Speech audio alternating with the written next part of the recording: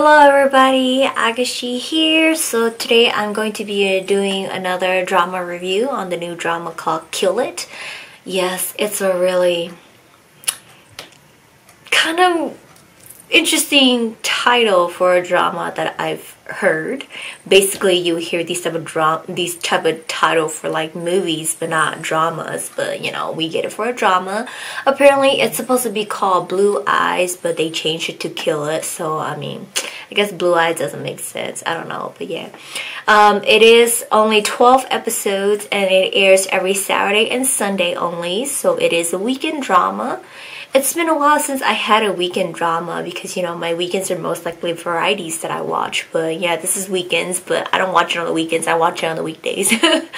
But yes, it is new, and to be very honest, it is a lot to take in. So for this review, it's only on the first episode. Like, because it's 12 episodes only, they do give up a lot of information so that it can go by quicker. So I'm only going to be reviewing the first episode with you guys. So let's start off with characters. We have Jang Ki Yong as Kim Soo-hyun, and he is a skilled killer with many gangs seeking to kill him. And we get Moo Woo-jin, the little boy who plays him when he was young. And then for the main girl, we got Nana playing Do Hyun-jin. She is a detective who graduated at the top of her class, and she is trying to find out her past lover's murderer. We also get EJ Wang playing An Philip. He is Soo-hyun's broker. And then we have Davis Lee McInnes playing Pavel. He is the trainer to Kim Soo-hyun. He raised Kim Soo-hyun up. And then we have No Jin-eun playing Kim Soo-gi. We don't know her identity yet, but it does get explained in episode 1, which I will tell you guys who she is throughout this review. The synopsis for this story is about a veterinarian, I have a hard time saying that word, a vet killer who saves animal and kills to find out his past because he doesn't remember about it. And we get a detective who saves people. So these two gets entwined with each other. So episode 1 starts us off in 2001 in this place in Persia. I'll have the caption up. And we see a little boy running in the wood with the voice overhearing. We overhear a voice like telling him the rules. That rule number 1, never reveal the client's identity. Rule number 2, never leave behind a witness. And rule number 3, stay alive. So this little boy is getting trained. He stumbled upon his courses of what he's supposed to do, his target and everything. And he sees a little wolf that comes out. And he can't kill that wolf. And a Russian guy comes out. His name is Pavel, and it's David Lee McInnes. He comes out and he tells the little boy that, you know, kill it. You have to kill that wolf in order to, you know, continue. Remember, rule number 2, never leave a witness alive or behind, all this stuff like that. And the boy can't kill it, so he ties the little boy up to a tree and says, you have to now try to escape. The little boy does escape, and he stumbles upon the wolf again, and he's staring at this wolf, and the wolf has blue eyes, and so does the little boy. His eyes are going blue as well. So, you know, that's like interesting, and it makes sense why they tried to call the drama Blue Eyes, but they didn't. And then we get fast forward to 2017 in Busan now. The little boy has grown up to be Jang Ki Yong, and his name is Kim Soo-hyun. And he goes on, before he leaves on to his job that he was supposed to do, he puts on black contact lenses to cover up his blue eyes, and he goes in a disguise as an electrician to this red mafia villa, and he plants a hidden camera there. And then back at home, we get to see Pavel. He is old now, and we find out he has Alzheimer's, so he's having a hard time remembering, you know, missions, jobs, stuff that he's supposed to do. Even he has a hard time remembering Kim Soo-hyun. They get into a little bit of battle, and you know, Kim Soo-hyun's like, how can you not remember me, and all these things like that. And they fight for a bit, and then he stabs Kim Soo-hyun, and then Kim Soo-hyun kind of just like choke him so he goes straight out of breath and puts him back to sleep and puts his IV on him. And then, you know, we get Pavel. He wakes up and he's like, you know, shock and everything, and he's searching through his drawers and he pulls out this ripped up picture that was taped up back together, and it was a little boy, and that little boy was Kim Soo-hyun with another little girl in a wheelchair and an older lady like the mom. So we basically guessed that this is Kim Soo-hyun's family.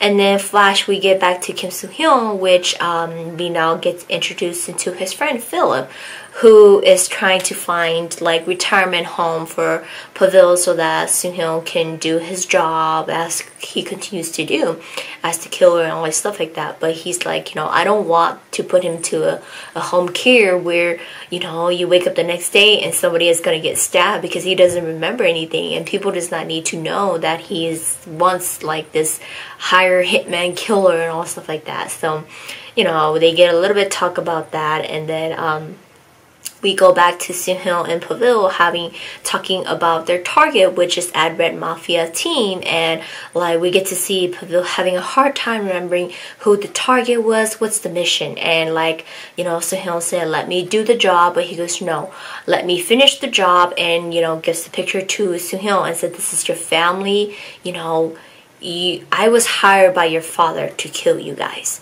So we get the idea that, like, you know, Soo-hyun's father was pretty much, my guessing is, asked Pavel to kill his family for whatever reason, and then he ended up having a soft spot for Soo-hyun, and he didn't kill Soo-hyun. But the thing is, Soo-hyun remembers that he was abandoned and he doesn't really have any memories of his family whatsoever. So Pavel goes and finish up his last mission, which he was supposed to kill like the Red Mafia team or whatever.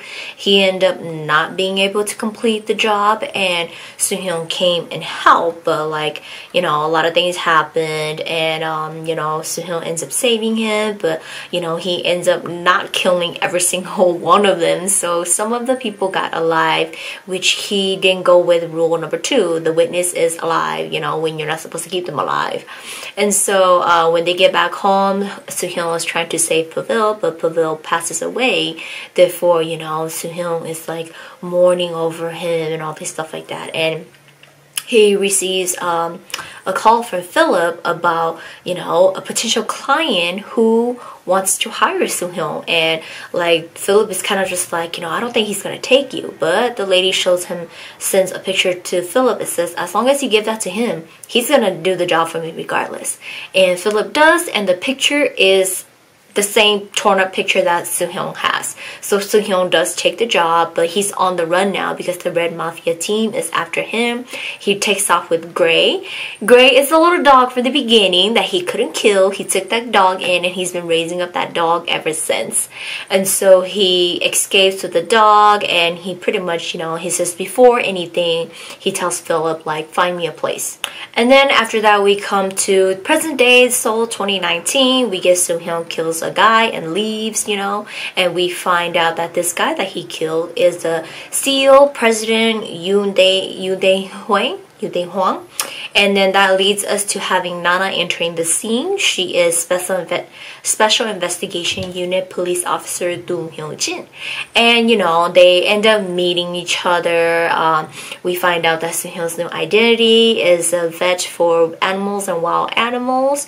And his character, as usual, he's cold and quiet. Same for Nana. They kind of don't get along in the first place. They're kind of just like cold towards each other. This is when Kang Seol-gi gets introduced to us here. We don't know who she is besides the flashback that Hyunjin has.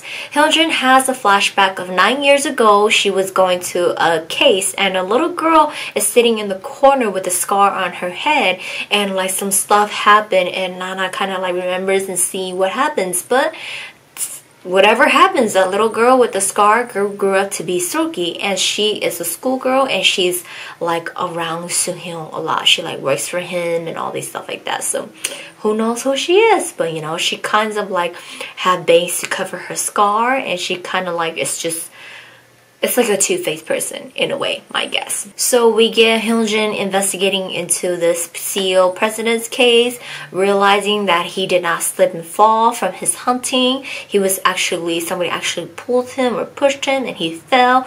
And she also finds out that he was also injected with a lethal injection, all these things like that. And so, you know, as she's digging into these cases, trying to figure out who is this killer, we get Soo-hyung, who, when he completed that, he sent a picture to his client that he completed, and he was given the next location to go complete his mission. And he ends up at this address, this house, and then like these creepy dolls in there. And then he sees like the picture again of, you know, him as a little boy, a little girl in a wheelchair, and the lady again. And then there's like a bomb about to go off, and he runs out and he makes it before it explodes. And then he gets a call from this anonymous caller, alter voice, said that if he looks for the mother and daughter, they will be dead. They will get killed. And if he looks for the client, the mother and daughter will die too. So either way, whatever he does, they will die. And so, you know, it's kind of like, okay, he has to complete these missions for his clients, and he's not allowed to look for the mother and daughter. Then we conclude episode 1 with Soo-hyung getting his next target, which is Hyunjin. She is his next target. So that is it for the first episode. I didn't give you guys a lot of recaps on that. I didn't want to ruin a lot of things for you guys, but it's just the main points I gave for you guys. If you guys do like the first episode or enjoy this review, do go check it out. If, like I said, if you guys are also into criminal and thriller and mystery, stuff like that, do check it out. I am a fan of it.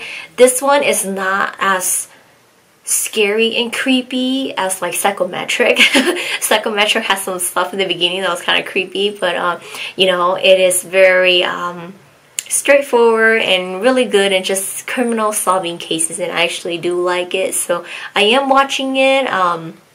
We'll see if Agashe gets interested with us, because, you know, this show is only 12 episodes, and we're kind of, well, more so he's kind of running out of dramas to watch with me. He's just like, you know, Trust Your Heart is almost ending, and we have some coming, but it's going to be a while before they air, and so, you know, we don't have much for him to watch with me, so we'll see if he's going to want to watch this, but I really do like it. I am going to continue watching episode 2.